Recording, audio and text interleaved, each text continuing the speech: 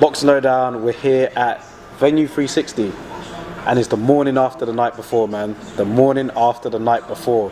We have a new, let me repeat that, we have a new unified heavyweight champion and he goes by the name of Andy Ruiz, stunning Anthony Joshua in 7 rounds last night at Madison Square Garden. And as of right now, I mean, my phone is still going off with texts. I'm getting loads of missed calls from people, loads of messages on my Instagram and Facebook boxing group.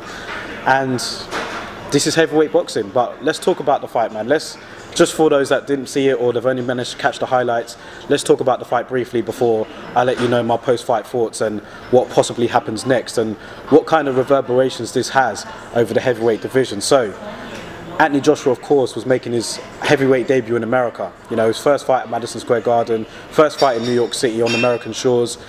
His goal was to showcase his talent, defend his belts in order to build up that massive super fight with Deontay Wilder that we were all looking forward to.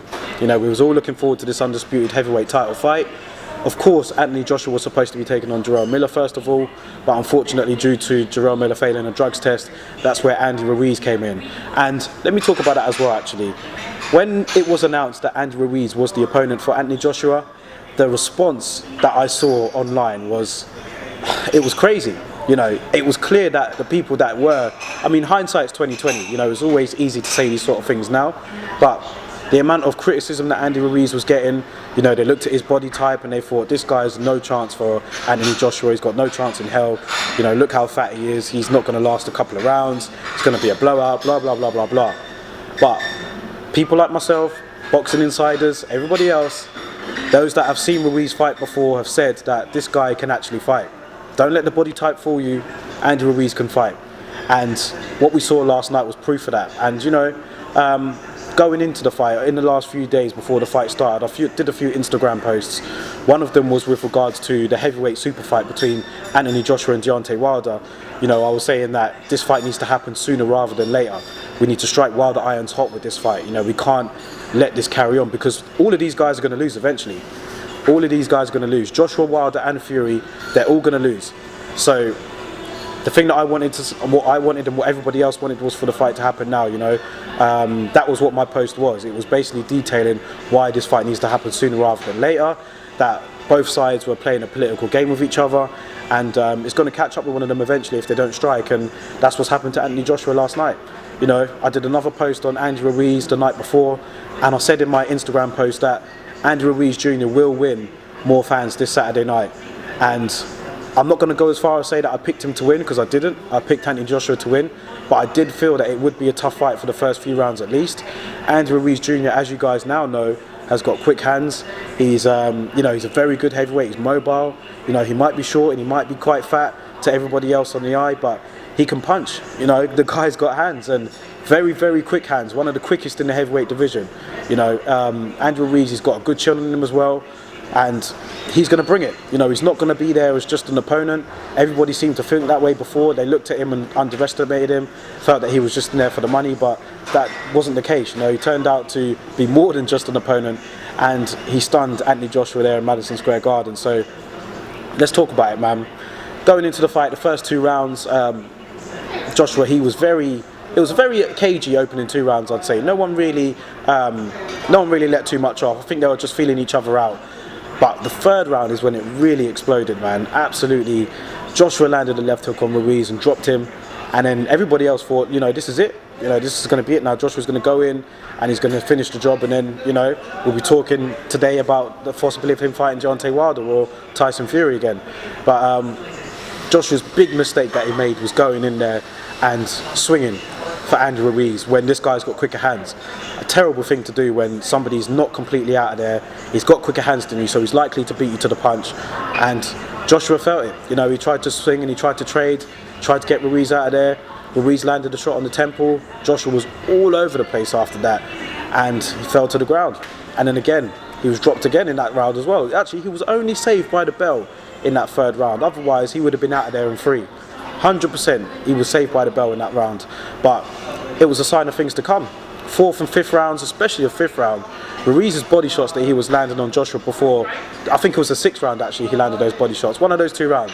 But the pattern of the fight had changed. You know, every time Ruiz landed on Joshua, he hurt him. You know, he never fully recovered from that 3rd round, and the body shots he landed in the previous round before ending the fight definitely took a toll out of AJ, who looked like he was stuck in the mud at times, man. He really didn't look all there last night. But that's not to take anything away from Andy Ruiz. You know, he made that happen. And in the 7th round, he dropped him again. And the writing was on the wall. We could tell it was just a matter of time before this was going to be over. And that's what it was. You know, Joshua was dropped again. Very light knockdowns. He was just out of his feet. And the referee did the right thing, in my opinion, to stop the fight. You know, definitely. Joshua protested a little bit at the end, but the writing was on the wall, man. He was gone. He was out of there, and we have a new heavyweight world champion, man. Mexico's first heavyweight world champion, Andy Ruiz. So congratulations to him, man. He's been very humble throughout the whole build-up, and in general, he's a very humble and very nice and respectable guy. So, you know, it's going to be a very great time for him right now. He's set for life now with his family. He's going to be able to look after all of them. And there's talk of an immediate rematch. That's what Team Joshua want. That's what Eddie Hearn was calling for after the fight. Anthony Joshua wants that too. But AJ's, it's not going to be as simple, because some people did message me last night and said that they feel that, you know, AJ will just win the rematch. But for anyone that watched it, you know, they'll pinpoint the losses that Lennox Lewis had to Oliver McCall, for example, or Hasim Rahman. But the difference in those fights is that Lennox Lewis was dropped by 1 punch. It was a 1-punch knockout. With Joshua and Ruiz last night, Joshua was getting a beating. You know, the style was all wrong for him. Ruiz's hand speed was a problem. Remember, he only had 5 weeks to prepare for that fight, so he's going to have a longer camp this time.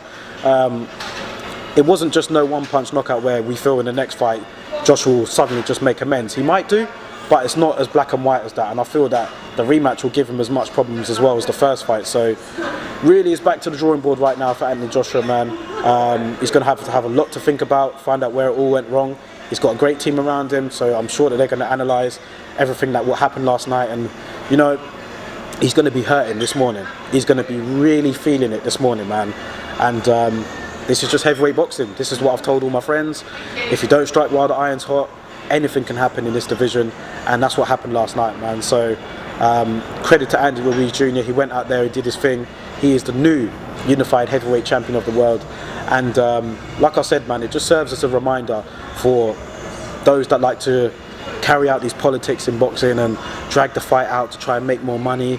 Doesn't always work out, man. Like we've seen last night, doesn't always work out, and it could still happen down the line. We could still see Anthony Joshua and Deontay Wilder fight. We could see Anthony Joshua taking on Tyson Fury.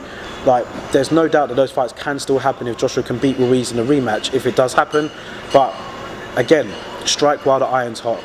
That's so important in this game. And yeah, AJ and his team learned the hard way last night, man. But credit to Andy Ruiz. Credit to Andy Ruiz, man. He's been, like I said, a class act throughout. And Mexico has a brand new heavyweight champion. So anyway, I'm going to leave it there for this video. I'm going to let you guys comment and let me know your thoughts and reaction on the fight itself. More of these type of videos to come, but for now, I'm going to open out the floor to you guys. And yeah, let's talk about the fight. Catch you guys on the next one.